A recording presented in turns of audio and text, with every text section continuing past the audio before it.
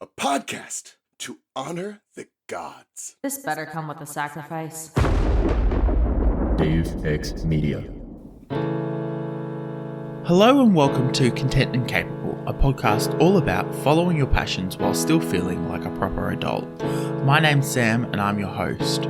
This week I spoke with Dan from DJ's Aviation all about his experience being an aviation fan and converting that into content creation and what he plans for the future. Welcome to Content and Capable, Dan. It's lovely to have you here. Thank you. It's a pleasure. For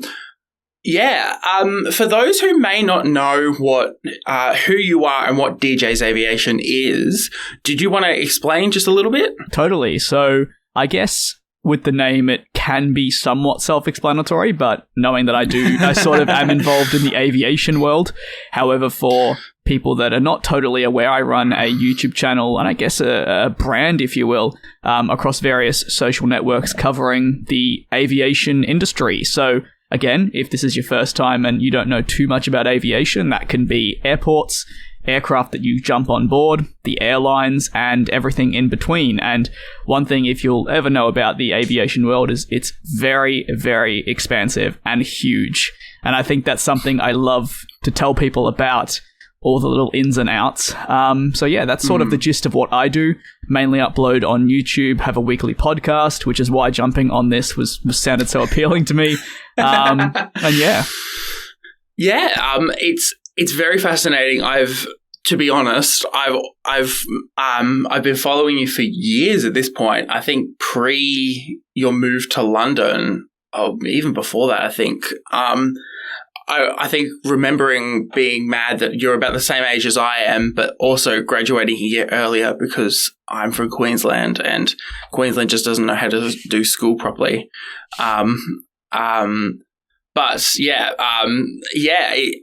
It's awesome. And when you said there's something for everyone, all I could think of is when you do search like aviation into YouTube, it is just like channel after channel after channel of aviation content for whatever kind of content you want to consume. It's amazing, to be honest. You're totally right there. And I think that is the beauty of it. You have so many different areas, ins and outs, from people that collect to people that love to just watch the planes at the airport to people that are interested in, like I said, news, to people that are interested in military, private. There's so many different sectors, and it means that whatever area you want to fall into, you're likely going to find something. Now, whether that's YouTube, blogs, social media accounts, there's always something. Yeah, 100%. How did you get into aviation? That's very good question. It's a question I get asked quite a lot, and it's an interesting one, but I think probably one that a lot of people may resonate with their own interests. So my mum and dad are unique in that they're amazing people and they're also a lot of fun. So my mum is plane mad. Not that she'll understand all about planes. She just loves that they're huge, fast, loud, and, go up in the air. So she was always loved planes. And obviously back in the day before I was born, my mum would take her to the outskirts of Melbourne Airport and they would watch the planes back in the day land, and she would scream and go crazy. And when I was born, around about 3 or 4, I was taken out by my dad. I would play with Hot Wheels cars in the back. For anyone that don't know, that's just like Matchbox little cars, toy cars that you drive around the back, and we would watch all the planes land. And I guess that's how the interest grew, and progressively it went from playing with those Matchbox and Hot Wheels cars to getting my own little book and trying to guess the airline and guess the aircraft. And this is in a world before we had our smartphones and before you could readily, I'm sure people have heard of, like a flight radar tracking app, and you could just grab up whatever it is. So I still have that book to this day. And then it progressed to getting my own very, very small camera and going out and taking probably the most blurry photos you'll ever see, but they were good at the time. It evolved from there, to be honest. Back on the Matchbox cars, because I was just like, couldn't stop thinking about it. To be honest, Matchbox cars back in the day, amazing. Those Hot Wheels cars, much better than the ones that I see nowadays. I've got younger siblings at the moment who are getting, little toy cars. No, not as good as the ones we had as kids, to be honest. Well, I think that goes for a lot of things, doesn't it? Like, you see the trends in yeah. toys and where it moves, and I think it's interesting to see what we saw as brilliant and now what people nowadays are like, oh, that's great. To be honest, I would say it's moved a lot more towards the iPad's great, whereas for us it was probably like, oh, that Hot Wheels car in the local Coles or Woolworths was just amazing. I need that.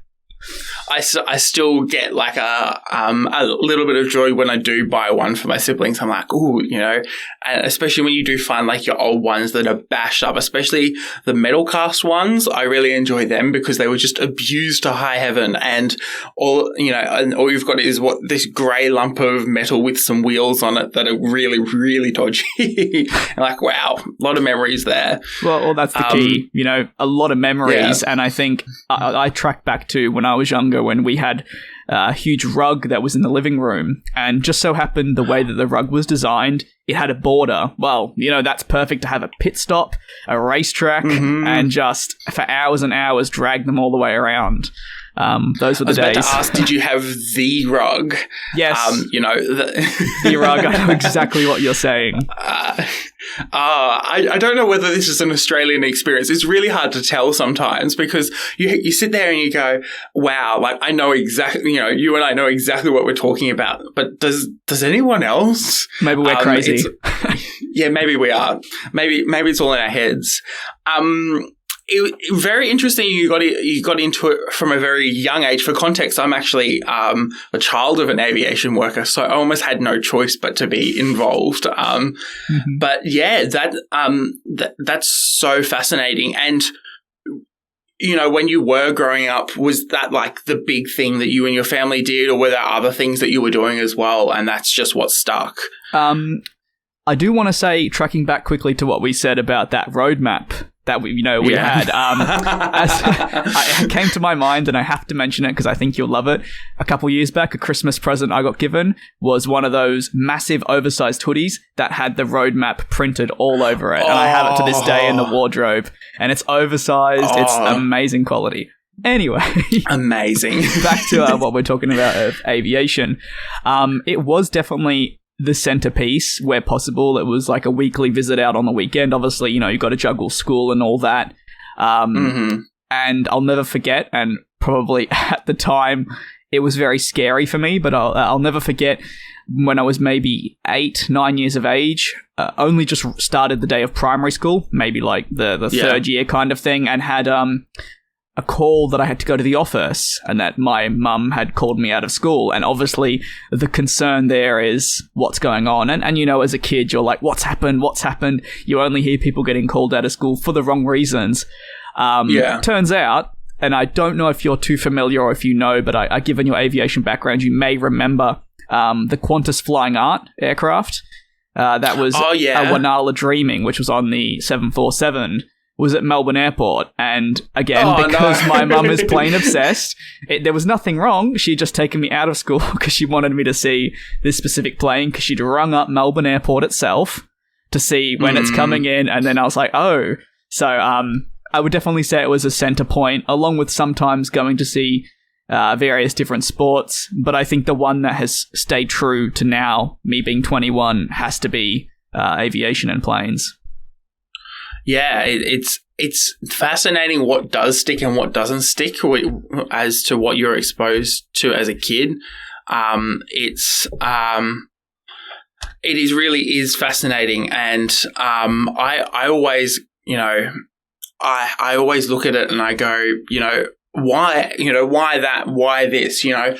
My parents weren't super aviation obsessed as yours were, but you know, by the end of it, I now sit down and regularly have conversations with my parents about, you know, the silly things that are going on in the aviation industry, and you know, and I know that you've been pretty vocal about this, but the shenanigans that Qantas has gone through the last 9 months, what a joke! Like, it's just. I fly Qantas, like that. That is the airline that I fly, and it is frustrating to watch from a fan's perspective, because you know the narrative that's come out and is just completely contrary to the work that has gone in. And it really is very frustrating to watch, knowing that, sometimes there is just no other option. but you're right there. You made a great point about the work that goes in. And that's where a lot of the time, and I'll always say this, I feel for those employees that are working for Qantas or have been laid off or have had all the issues, because they're hard work, and most of the time they're doing the job of many different people because it's understaffed and, all the shortages that are ongoing and the pressures that they feel. And at the end of the day, I think in probably recent months, we've seen a lot of the negative energy probably go to the upper levels, but there was a significant period where it was on those people that were day to day when they don't really control all this. Do you know what I mean? The pressures that they're feeling definitely is. Customer service is one of those things, and I always feel sorry for ground staff or flight attendants in this aspect. But customer service is one of those things that you never get thanked for. And if you do, it is, someone who completely understands, but also is trying to get stuff done themselves. And I just remember I was in Alice Springs for Easter, and they'd lost my bag. They'd left my bag in Sydney. Out of the 6 bags that me and my brothers took, mountain bikes, suitcases, it was my duffel bag that didn't make it over, which was frustrating. But it was, I'd already known that this was always going to be a possibility. And I didn't realize until about an hour and a half after we landed. So I, walked over to the counter, and this poor ground staff, because I knew she was ground staff because I went back and saw her the next day when I picked up my bag, was just getting verbally abused by this tourist who was, understandably frustrated. There are, a lot of people, have other things, holidays aren't, stationary, they're moving on, and it's very frustrating when you don't have your things. But at the same time, it's like this poor customer service person was not in Sydney packing your bags underneath the plane. They were sitting in Alice Springs and got a call from Sydney going, yeah, we've left like 15 bags and they're going to have to come in tomorrow. And she's got nothing to do with it other than, collecting the information to make sure they've got the right bags. It's very frustrating. You're totally right. And I think that's why sometimes a thank you can go a long way. And not everyone will do that. But just saying thank you to these people in a sincere way, I think can really brighten up their day. And I think and not everyone, and I wouldn't blame that it's necessarily their fault, because maybe they don't understand the ins and outs that we've been discussing. Yeah. But taking it out on that worker that's in front of you, I feel like it's almost human nature that we do that, because that's the first person we can lash out on our frustration and anger. But sometimes taking a step back and, like you said, realizing that that poor woman in that case had nothing to do with it. Yeah. And I think what the world has become, whether it's unfortunate, but if your bag arrives with you, you're lucky. Like that, I genuinely think that's how it's like transformed to.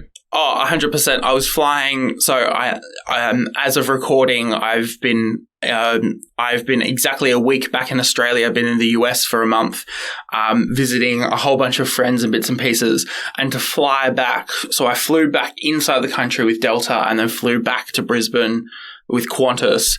And my bags did not take the same route internally within the United States as I did. They took a different route for a variety of reasons, but all which are explainable. But it was really fascinating. It's like your bag isn't expected to go with you. It just might go somewhere else and make it, somewhere else.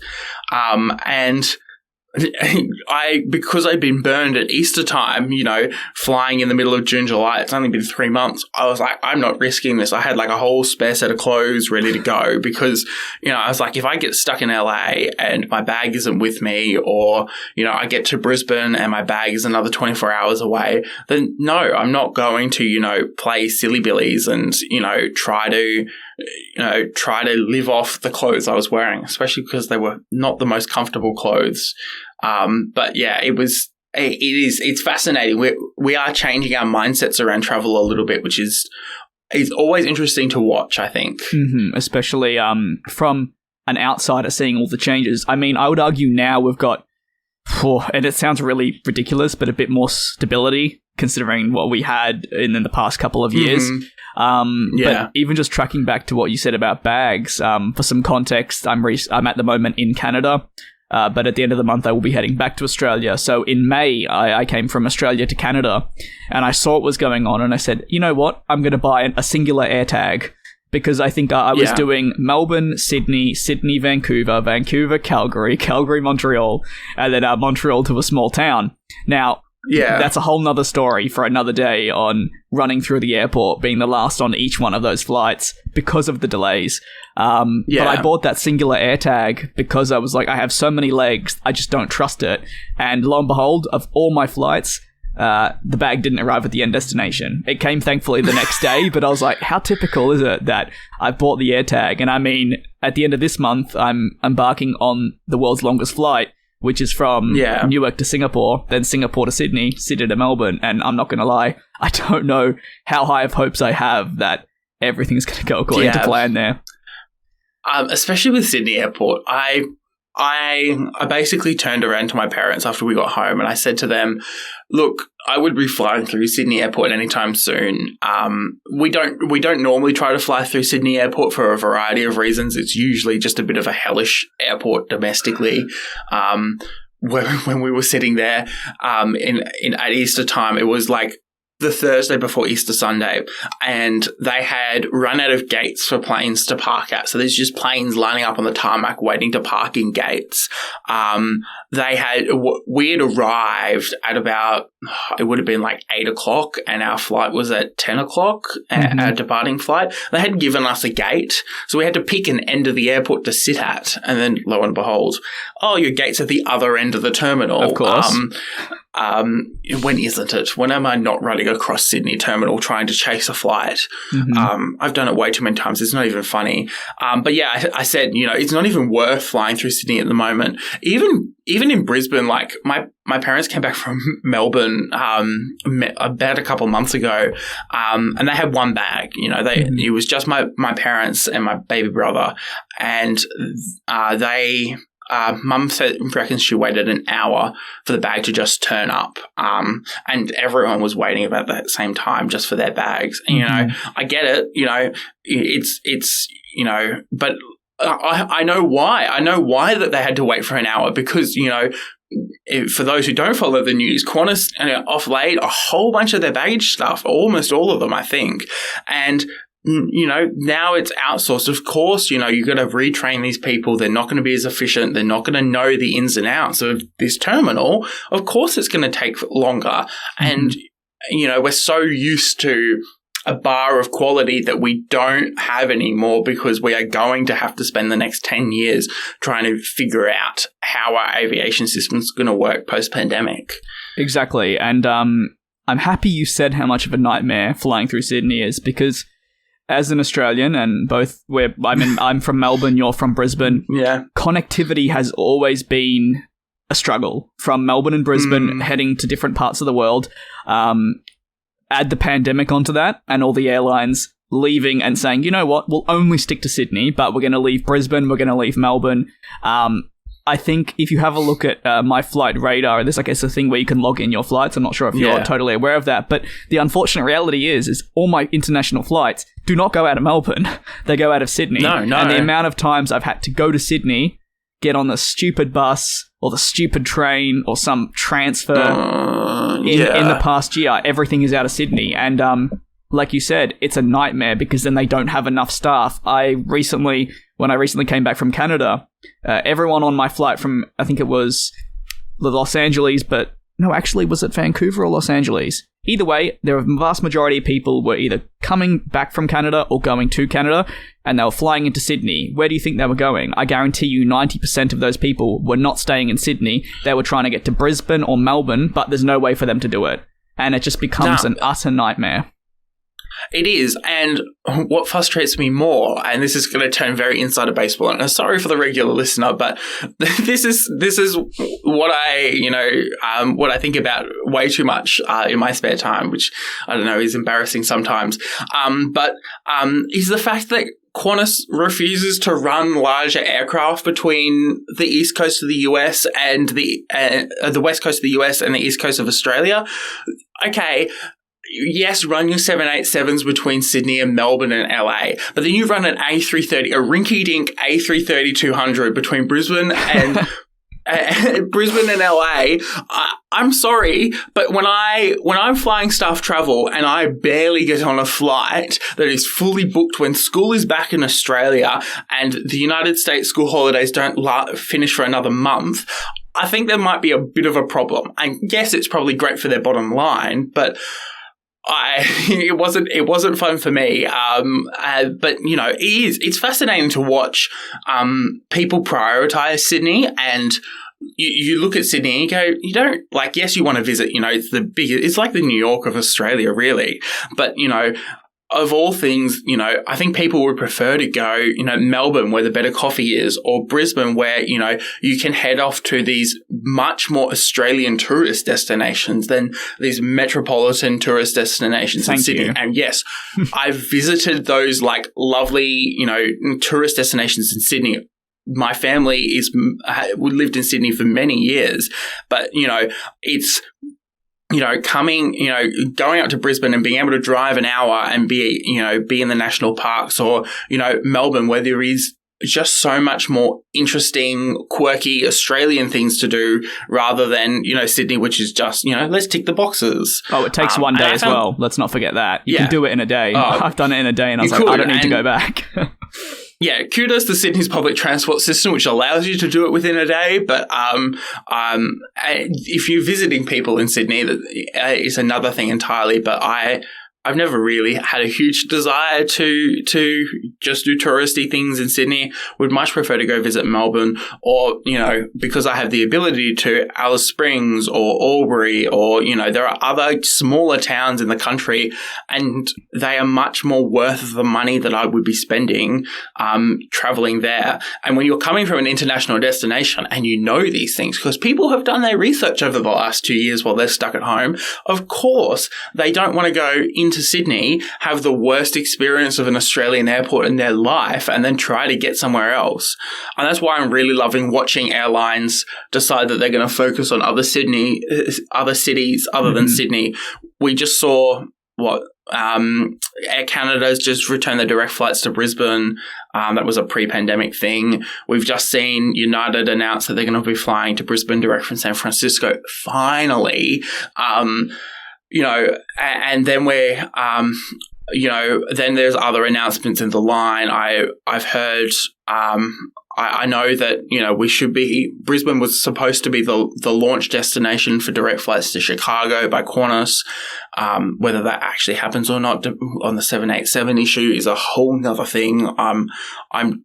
It's fascinating, but I don't know what the future is going to look like, because it's going to be very different to what it was pre-pandemic. Exactly. And Australia is only going to grow.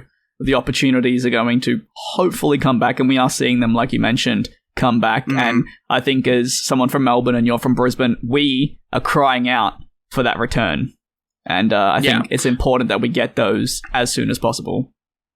Yeah, look at where the next Commonwealth Games and, you know, the 2032 Olympics are. It's not Sydney, I can tell you that now. You know, the next Commonwealth Games in 4 years' time will be in regional Victoria, and the 2032 Olympics in southeast Queensland. It's going to, I think we're going to see a realization by these larger airlines, other than Qantas, because let's be honest, Qantas does what Qantas does, and we just have to deal with that. But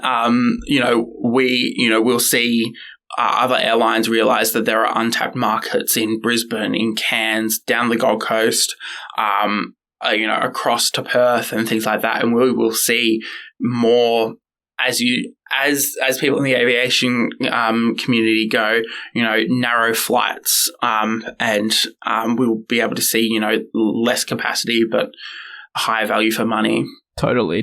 And I mean, you've probably seen the emergence of Bonza happening in the past couple of days, launching next month with those more regionally underserved markets, which I think is going to be quite interesting, to say the least. Yeah, I did have to explain to my airport worker friends and family that it is a very interesting thing to keep an eye on. Looking at the history of the founder of that airline, as well as looking at their movements. We're going to see either a refocus by the major airlines, or they're going to lose out. And to be honest, I wouldn't be mad if they learnt a lesson or two out of this. In total agreement. And I mean, obviously, since the collapse of Tiger Air, we've had that issue. Do you know what I mean? Oh, yeah. 100%. Problem is, and someone rightly pointed this out, Australia can't necessarily support 3 airlines. So it'll be interesting to see who wins out in the end. Exactly. With Virgin on their knees still, and look, I have opinion. I have very, very angry opinions about other movements in the aviation industry. We have gone on a bit of a tangent. As you said before, you started out taking very blurry photos of aircraft landing in at Melbourne. What made you decide that you wanted to publish that stuff to YouTube? My mum. And she'll probably listen to this because she watches every single video, every single bit of content. So hello to her. But it was her because I had pivoted from taking pictures to just doing, again, albeit crappy videos with no audio, because that was what it was back in the day, especially as younger and the price point that one could afford. And she made a pretty valid point, and it was, what do you do with the videos you take? I would go out 100%. On the weekend and I would not do anything. And I obviously didn't really have a hobby, let's be completely honest. Never was the most popular kid at school, didn't go to the parties, didn't go and all do that. So I spent a lot of time at home. And I didn't necessarily have really anything to do bar, play with the dog, do some homework, go outside in the backyard. And she was like, why don't you upload it somewhere? And I was like, I could do it to YouTube. So just progressively, I guess, I would go out to the airport, film some stuff, and uploaded onto YouTube, and that progressed to model collecting in the early years before the prices rose drastically. And it was a bit more affordable. And I would just sort of upload and document that and chat to people and have a very sort of small niche community over there, which I thoroughly enjoyed. Yeah, I do remember the model videos. Those were, I think there was like 1 or 2 that you published after I first subscribed. It was, I'm always fascinated by that kind of stuff. But as you say, it's very hard to get into nowadays because it is so expensive. And as Australians, shipping, no way. Well, that was the issue in itself. I actually got asked to buy things over in the US that my parents weren't willing to pay shipping on. Like, buy this, take this home. We want it, but we're not willing to pay shipping for it. I was like, wow.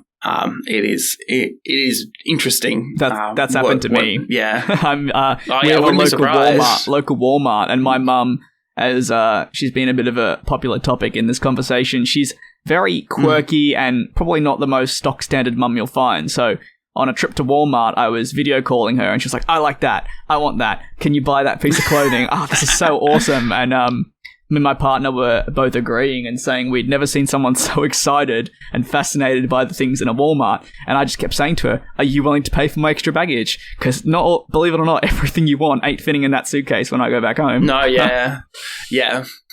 It's very fascinating. Siri's been activated. But it's very fascinating, and my family, my father went to the US about 7-ish years ago, so that was the last time we really got he came back with a whole bunch of stuff that they wanted / needed, and Mum went and visited. It was a work trip, and we there's a couple of these things that we've brought back. We're like, we really need those. And, thank goodness for Costco opening up in Australia, because it has kind of like, meant that, we don't feel the need to be, in the US to buy, these like things, especially ingredients for s'mores. Apparently, my father was just really obsessed with, because graham crackers aren't a huge thing in Australia. He was really, he bought like boxes and boxes of graham crackers and brought them back. It was a little mildly ridiculous. Just opens a suitcase at border security. Oh, what have you been doing? And yeah.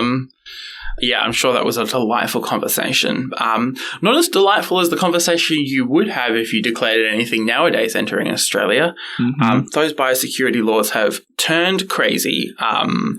And that menacing video when you arrive back in Australia it's always fascinating to watch, because it is just like an interesting scare tactic to make sure people say the truth. Not that, I would lie on a border security form, but it is very fascinating. It is. It's after a 15-hour flight or however long your journey, you're like, oh, okay, that's an interesting tone you're taking with me.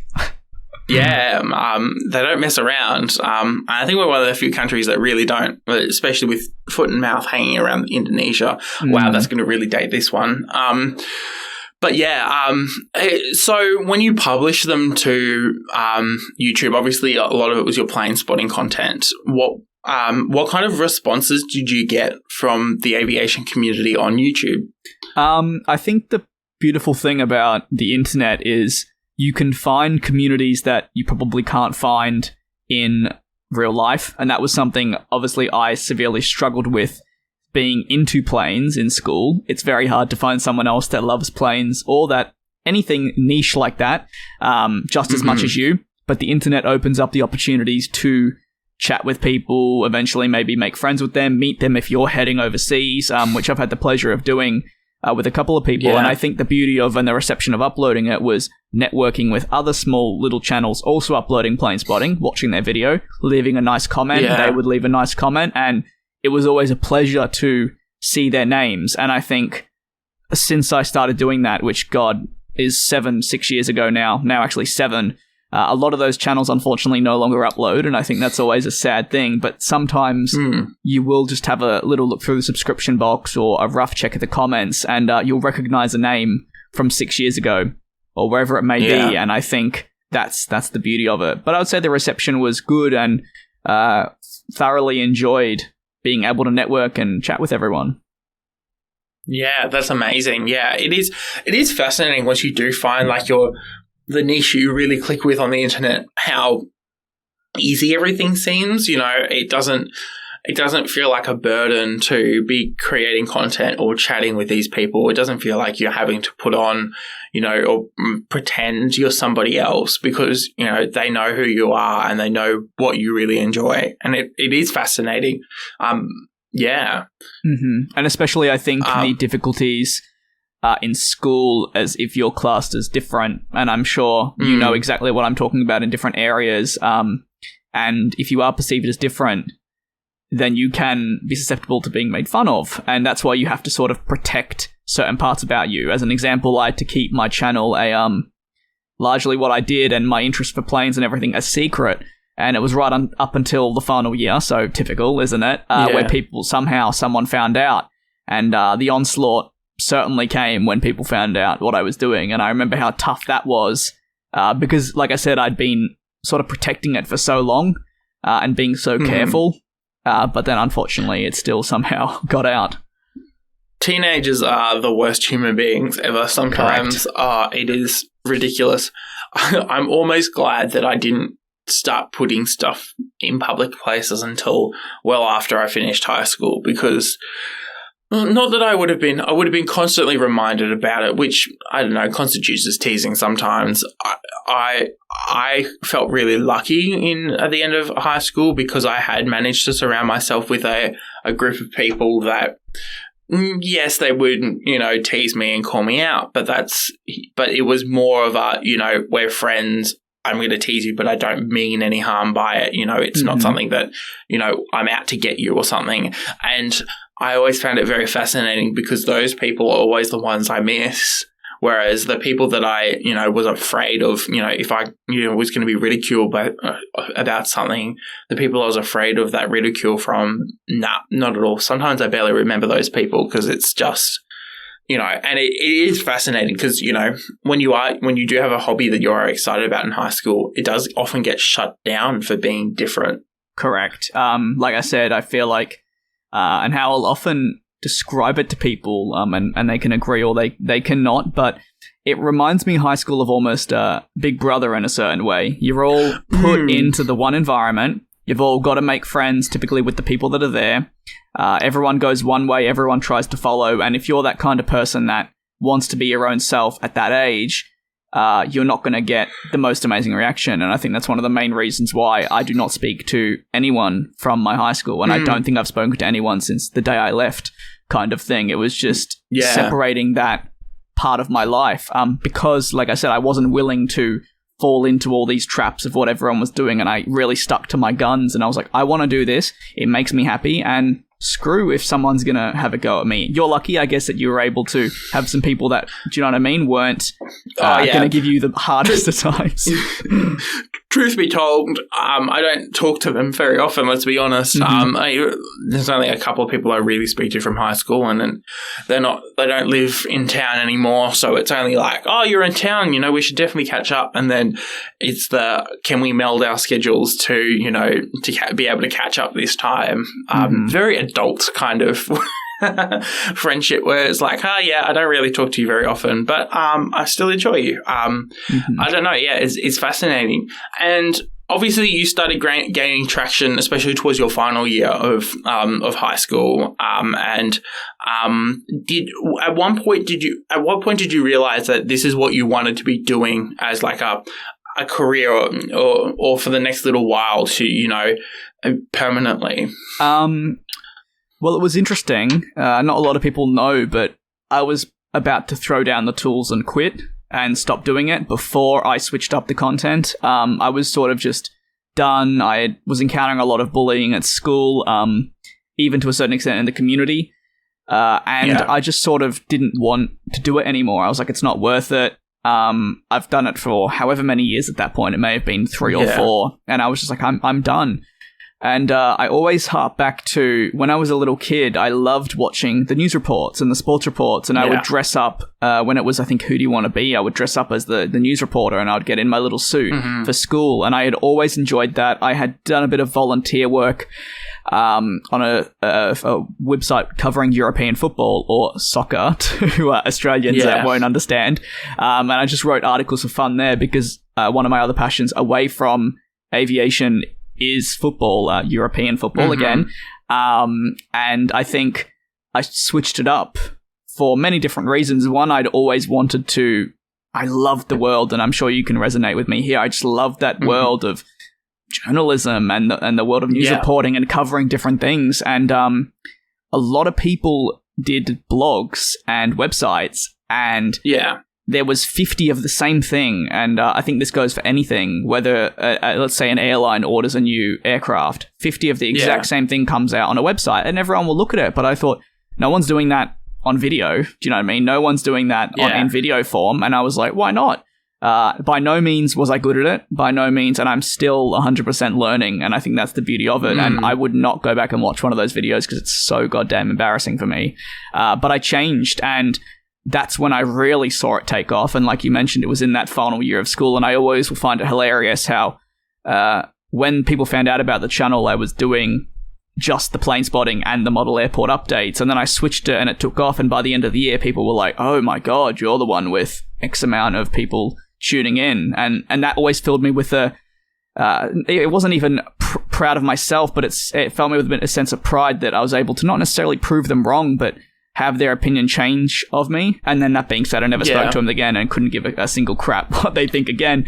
But it sort of just came about organically for me. I was never the most academic person. I did definitely have my struggles, and unfortunately the way the education system works, which I'm hoping it will change in the future, if you struggle when it comes to exams and results, well, then that's everything. Do you know what I mean? That score when you leave 100%. School is absolutely everything. And that was nailed home into the coffin back at my school in Melbourne. And I opted to not take the final exams, which means in Victoria you get sort of an ATAR score, and for anyone that doesn't know too much, and that ATAR score is like a culmination of your year's tests and then those final exams. So I just opted to get a certificate to say that I'd completed the Victoria Certificate of Education, and that was that, because realistically I didn't have that support. And interestingly enough, when I made that decision, the teachers trying to help me had completely gone out the window, because at the end of the day, the scores determine their bonuses, the scores determine the status of the school. So university for me was not really an option. And now, as we probably move through my life and this interview, now that is something I'm interested in. But having had a couple of years out, university wasn't an option, and it sort of built itself up to a point where I was like, I could try and get a job at the supermarket, or I could use the platform I've created, which was providing for me, and see where this goes. And backup plan, worst case scenario, is in a couple of years when, lo and behold, the ATAR isn't relevant anymore, and your experience outside of school is, to, I guess, enter into university. And I'm lucky that today we sit here and touch wood in the end of 2021, and I'm still doing that, and I'm still comfortable, and that's sort of how it all came about for me.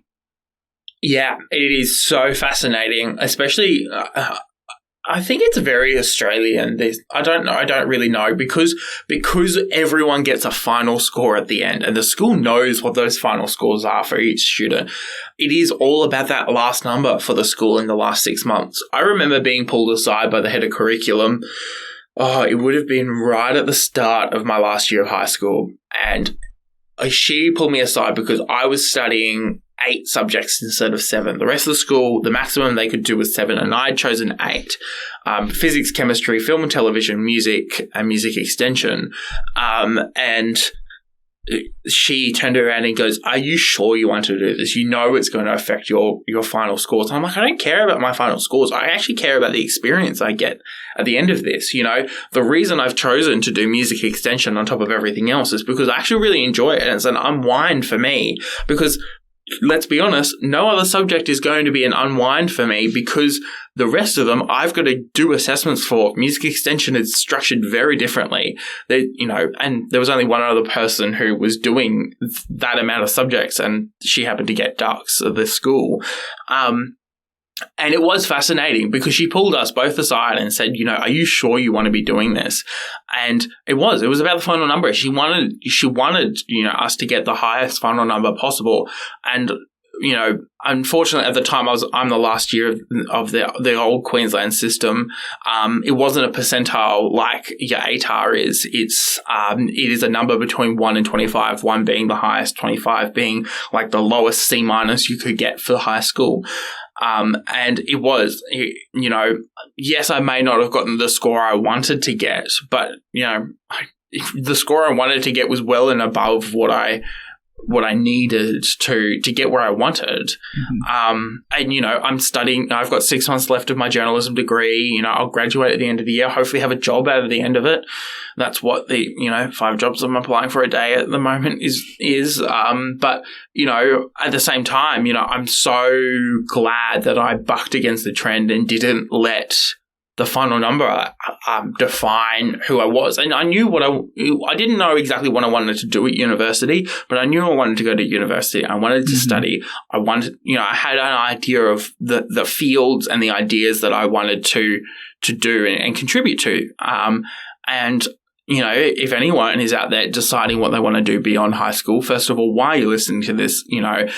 Second of all, just, have a long, hard look at what you find passionate. It may be a subject, it may be an idea, and, running with an idea of, I know this, and then, have a backup plan or two and go, I know that I'm going to pursue what I really enjoy, and doing that is going to be way more beneficial for you than it is going to be for anyone else, because everyone else just cares about the number at the end. Exactly. And I think one of the things, the way the Victorian education system works and that I'm very against is, and I'm not sure if this is how it worked in Queensland as well, but certain subjects had, how do I put it? They had their final number scaled down So in Australia, we have study scores, and that's how you determine that ATAR that I was talking about. And the study scores come about from the tests and exams, and the higher the study score, well, the better you've done. Where I think it's from like 1 to 50. But see, the problem with the study scores is that's also there's a ranking system in terms of how hard the course is that you do. So if you do a science, i.e. chemistry, which is nothing wrong with doing chemistry at all, you'll get that score bumped up at the end of the year. But if you wanted to take journalism, it'll be bumped down. Or you wanted to take food technology, it'll be bumped down. And I think one of the saddest parts about my final years of high school is everyone ended up doing maths and science. So all these subjects that you listed to me did not run at my school. The options were 3 different maths, 4 or 5 different sciences, 15 people in a business class, including myself, because I thought that would be helpful, and it was. I also took food technology with 12 other people, which was the class that got dropped the most, because I wanted to learn how to cook, because at the end of the day, gotta feed myself. And then there was really only history. Geography didn't run, music didn't run, art didn't run. Absolutely everything you can think of that is in the creative side of things, communications, nothing ran because no one would dare pick it because of that score.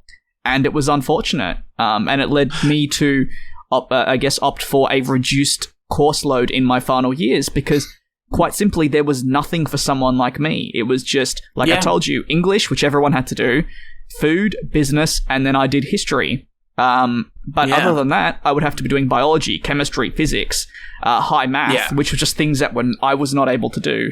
And that was always very disappointing looking back, and the struggles for someone, again, like we've been talking about this entire time, that maybe doesn't want to do maths or science. And again, you're perceived in a different light if you don't want to do those things by the school. And it just becomes really discouraging. And I look back on it and I think, had I had that support from the school, had those subjects been made available, well, maybe I would be graduating this year or graduated last year. But those options were never provided to me, and here we are. And look, you've been amazingly successful without it. So, it's also this argument of, do we actually need university, which is I always find very fascinating, because there are some occupations where it's like, yes, more and more you are needing a university degree to enter that occupation. And there are some that it's like less and less, you don't actually need it. We'll train you separately, I was speaking to an ABC journalist about a year ago now. And she mentioned to me, she's quite a bit older, and she turned around to me and she said, I had to go back and do a degree after I'd been working at the ABC for many years, because I've been trained up in the old way that journalism used to run, and it's very fascinating to see how our mentality around education has shifted.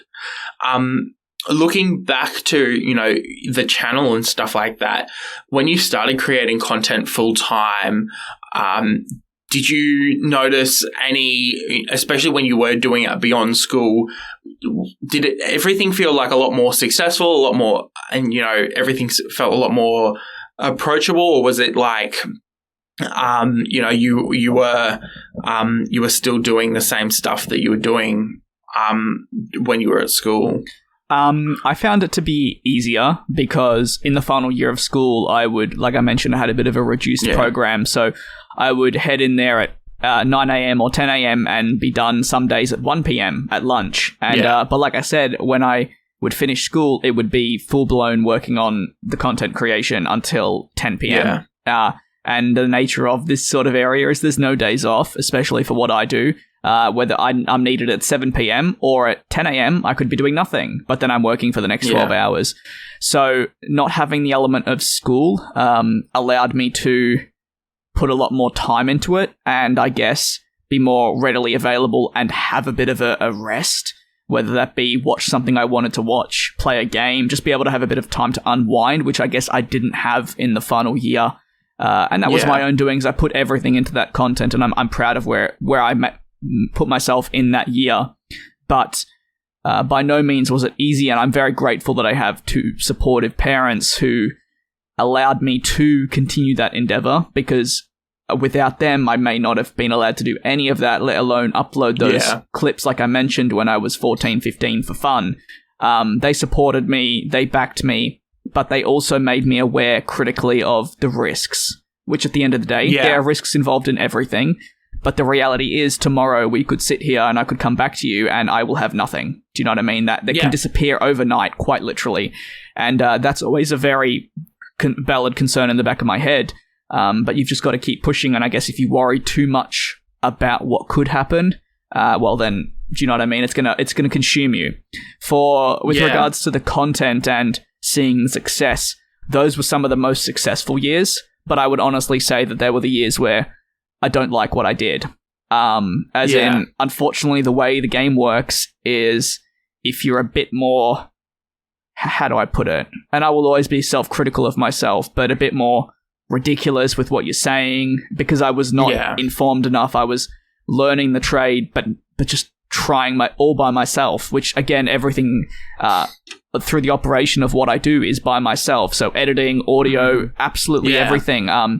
And like I said, we didn't have those journalism courses in high school to teach us anything because they weren't running. So a lot of it was, it's trial and error. And there was a lot of error, but the funny thing is there were a lot of reward from making those errors. And that is something I'm not proud of. And that is what I'll always say, that I'm embarrassed by that older content because I don't like it, but the most successful stuff I've done is the things I don't like and I'm not proud of.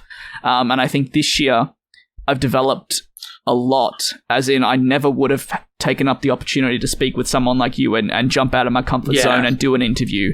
This year I've had the opportunity to interview many executives at airlines. Only a couple of days ago spoke to the CEO of Bonza for 30 minutes. That's something I never would have done. Lovely. And wouldn't have had the opportunity to do. Attended a airline launch in the States. Do you know what I mean? So this year has been not the most rewarding by any means. In fact, it's plateaued quite significantly. But in terms of what I'm doing, I couldn't be more prouder because it's moving in a direction that I want to for my career, which is communications, interviewing, and doing all of that. So, like I said, I think there was a lot of gain when I finished school because it had astronomically blown up and then it sort of just plateaued. It's had its peaks. It goes down a bit, goes back up. By no means is it like what it was in 2018 and 2019. It's a tough realization to come to when you're in a niche like what I do. But at the end of the day, like I mentioned to you, 7 years on, it's still running. I'm still proud of it. I'm still able to do it. And so to answer your question, it'd be that. Yeah. Wow. And I kind of want to touch on, as you said, you do all the recording, editing, basically all the producing. Have you ever felt the desire to, have a team? I know that like when a lot of people start to make it on YouTube, they often, end up hiring an editor or, hiring a production assistant or something to help them out making the content. Have you ever felt that desire?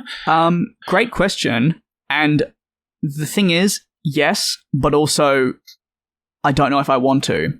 I think the benefits of having someone on is huge. Do not get me wrong in that. The risks associated with bringing someone on is even bigger than the risks of what I'm doing now single-handedly by myself. I don't have a manager, so it's just me. There's no investors. There's no one investing in like the company. It's my passion project. So being as transparent as possible, if I am paying someone, that's coming out of the risk of my own earnings. Having that responsibility lay on my hands where, again, I can tell you that it will end tomorrow, potentially, feels so big. I've been exploring in recent months potentially bringing someone on to help with the writing, or whether that be moving into other endeavors like the transport channel that I run, or something like that, just to balance it a little bit more, especially as I look towards the next couple of years of my life.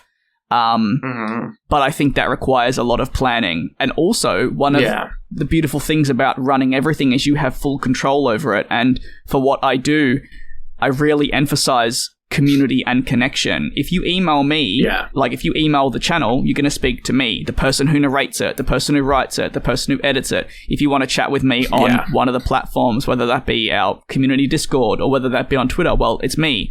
So it's a lot more personal in everything that's done. And I think probably in the aviation space, that's not something that is as present because a lot of these things, like I said, are, and there's absolutely nothing wrong with that. And kudos to building up these teams, but there's maybe not that connection.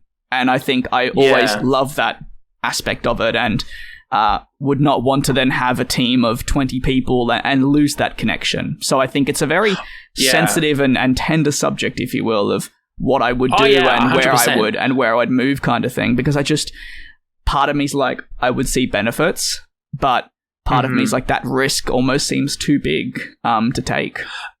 It is my pet peeve, and no harm. I don't mean to drag, content creators who do, have signed to management or something like that. But I have seen a recent uptick in social media creators from Australia being signed to, management brands and things like that. And what really annoys me is that I can't send it. I don't feel comfortable sending a DM because I'm not speaking to the person. I'm speaking to their management. And to be honest, I don't have a management, and it's me dealing with someone's management. That is not something that I feel comfortable doing. What I really do appreciate is, and people might see it by my choice of guests. If I have a look at the lineup of guests I've got for the next 2 months, because I am that kind of, I'm not that kind of type A personality, but I have planned, I have planned for the next 2 months, and with all the creators that I'm speaking to, only one, maybe two have representation from a brand. Other than that, they're all sitting there, they're creating content themselves.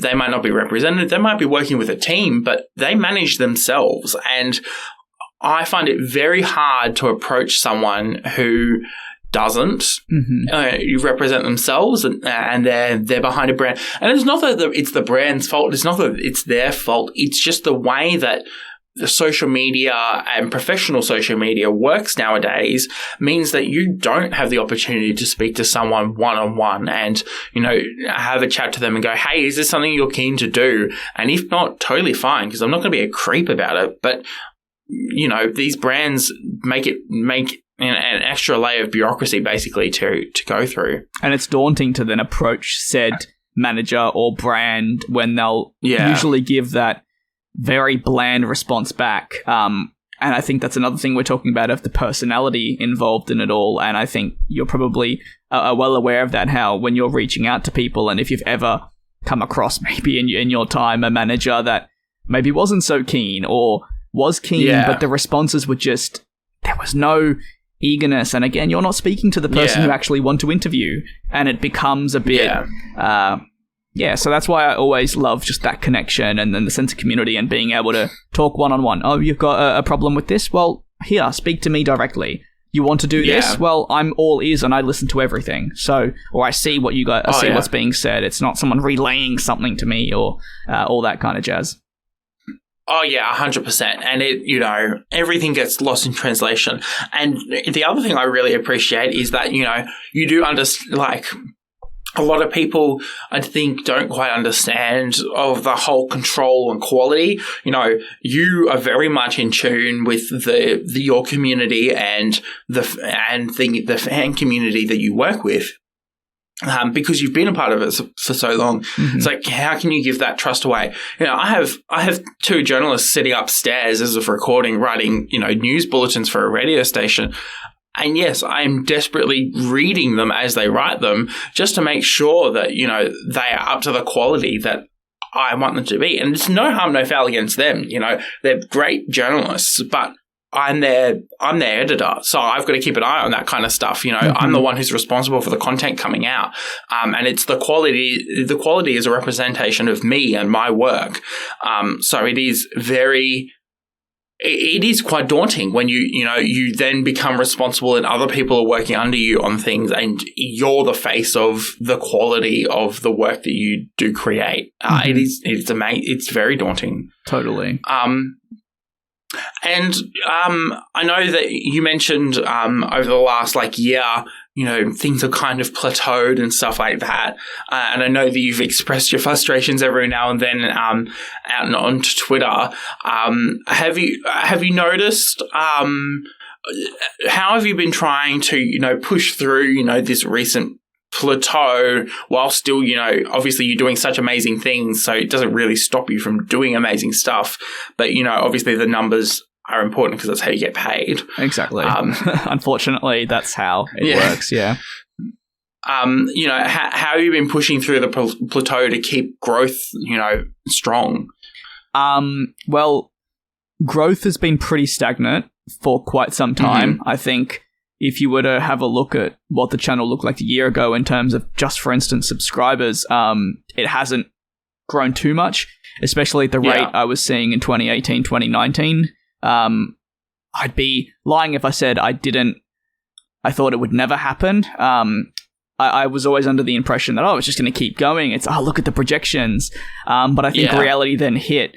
And then that was time to adjust that I think I had grown as much as I could in my certain niche, because that's a very important part is you'll see flight reviewers and bloggers and stuff, but that's not what I do. I mean, while I do record the trip reports and put them out, and I have quite a few that are in sort of the works, that's not my forte. That's not what I do.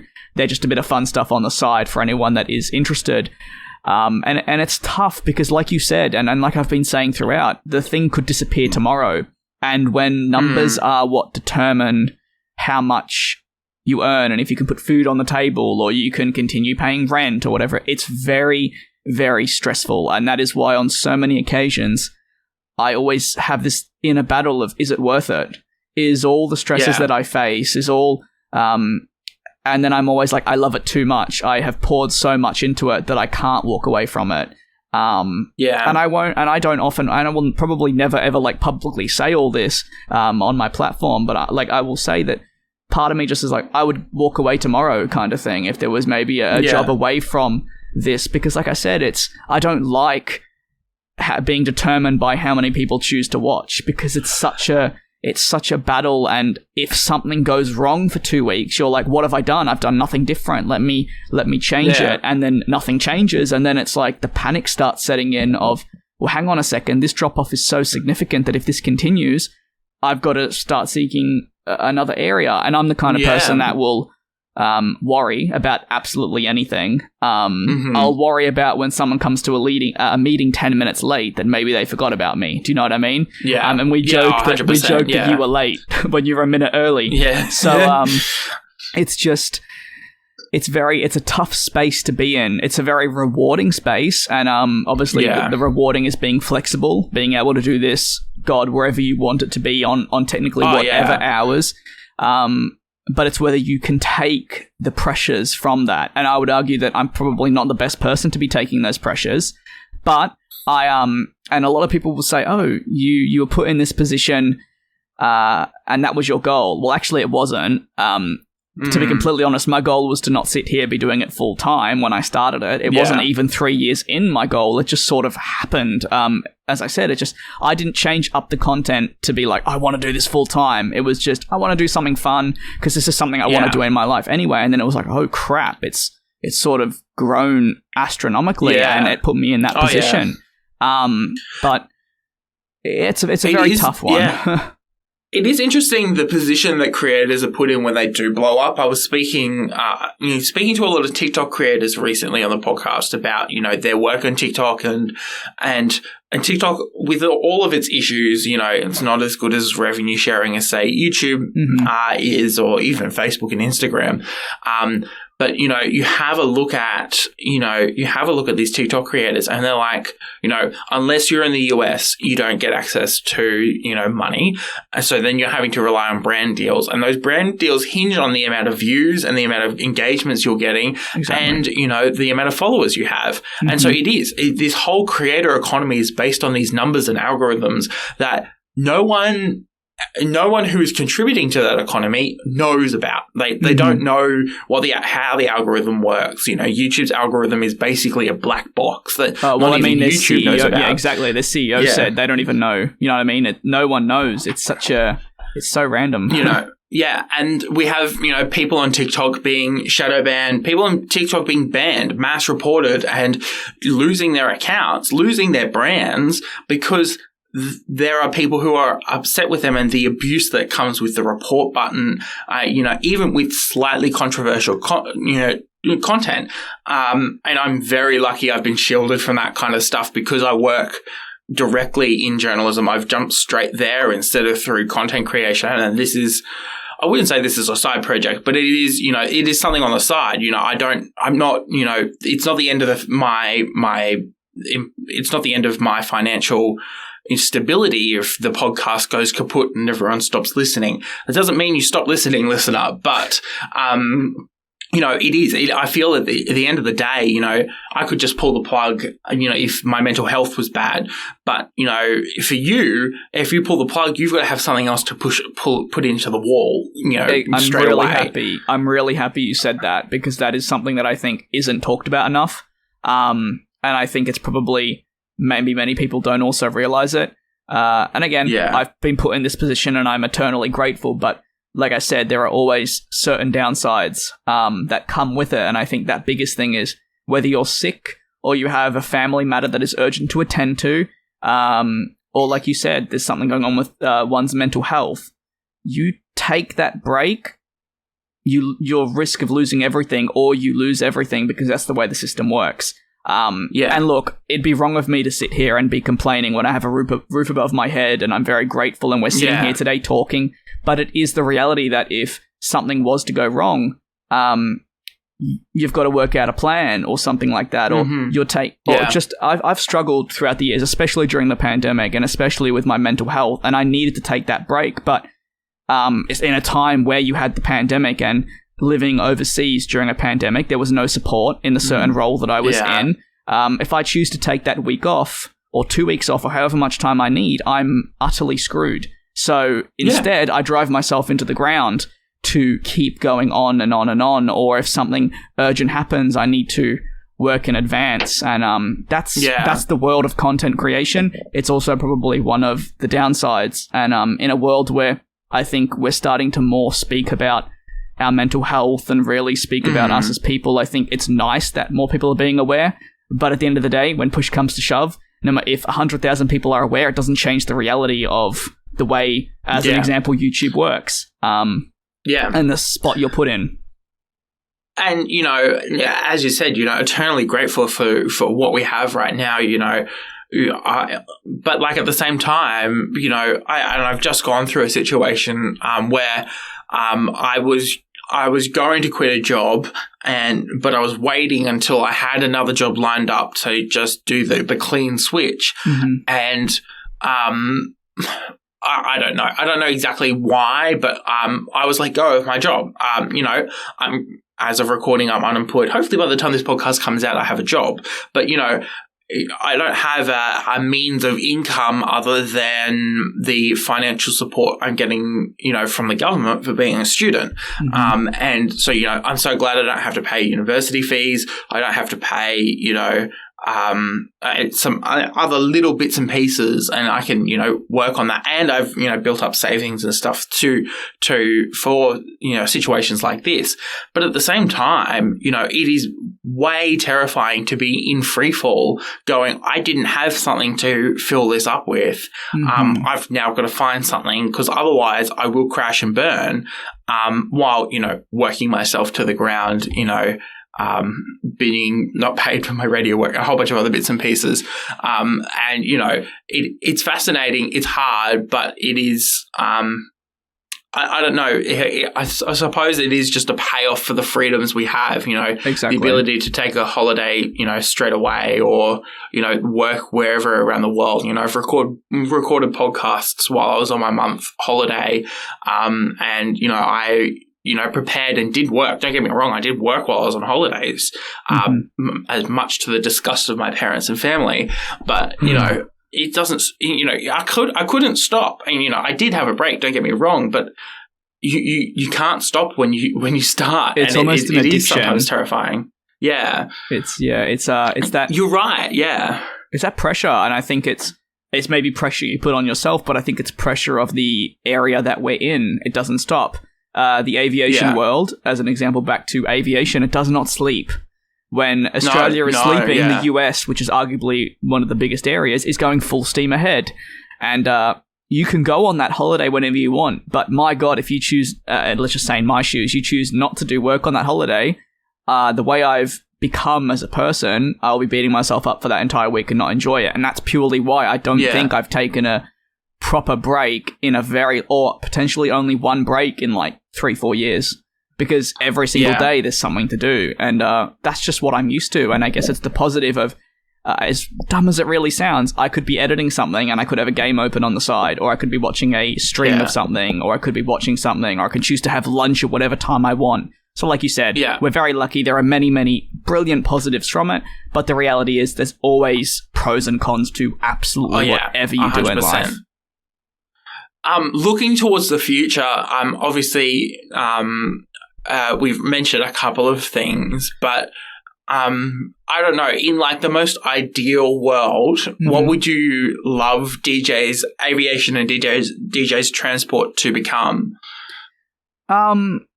This may throw a bit of a curveball, and probably not an answer if people are listening that do tune into what I do, and maybe even just people that listen to you and are just hearing me for the very first time speak, but I don't know whether it will still be around in 5 years' time, because the reality is, do I want this freedom for the rest of my life? Yes, of course I do.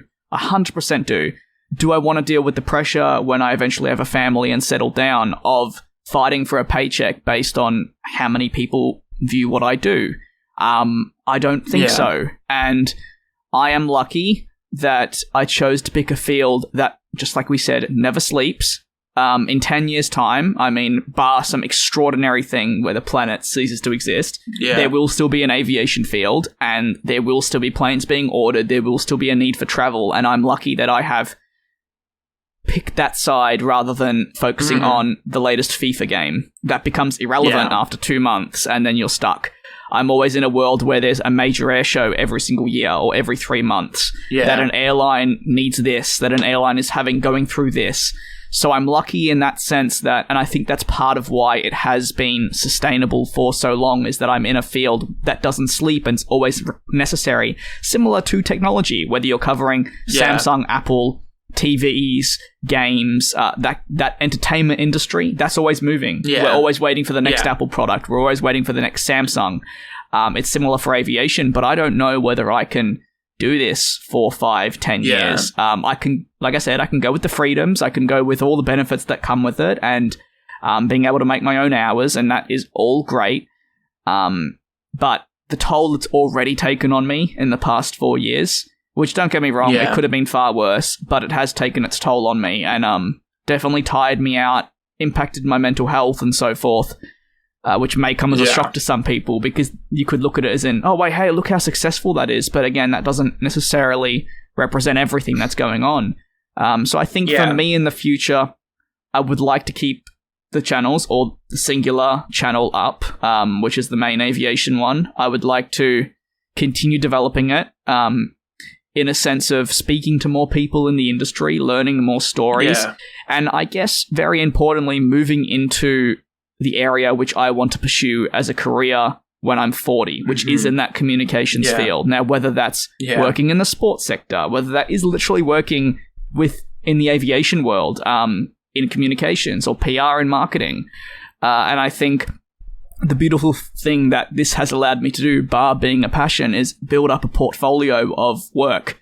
I was able to speak to this person. Here is my interview, and I'm sure for you, you're able to say, hey, I ran this podcast, whether it's here in 2 years, whether it's still running in 20 years, you're able to build up and say, this is what I was doing, I did this. And the thing I'm very grateful for is the experiences I have had for being 21 is incredible to me, and to be able to put that down and bring that forward to someone is probably the thing that I'm most proud of. So obviously, to very summarize generally, I would love for this to keep going, but I think eventually, whether that be through university or wherever method, I would like to move into something that's a bit more stable. And whether I keep this on the side at a once weekly and go back to literally putting out plane spotting, or whatever it may be, we shall see. But I think moving into something that is more stable and secure, that has that job security, is something that's important,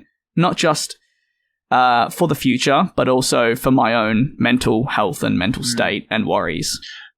Yeah. And it is fascinating because you don't normally meet a content creator who publicly acknowledges that, this is not the end goal, and it's very refreshing to hear, to be honest, because, and I hope that more content creators are willing to talk about how, the content creation they do maybe isn't sustainable, whether that might be mentally sustainable or whether it is, physically sustainable because they've got other goals and passions they want to follow. There's always a threat that your favorite YouTuber will decide to wrap up and move on with their lives into something else. And no matter how famous they are, whether they are, the height of stardom through to, a content creator with only 5 subscribers, everyone has the choice to just pull the plug. And it's when they choose to do it, which is the really important part. And the hardest thing of all, especially in a situation where you put absolutely everything, your time and energy and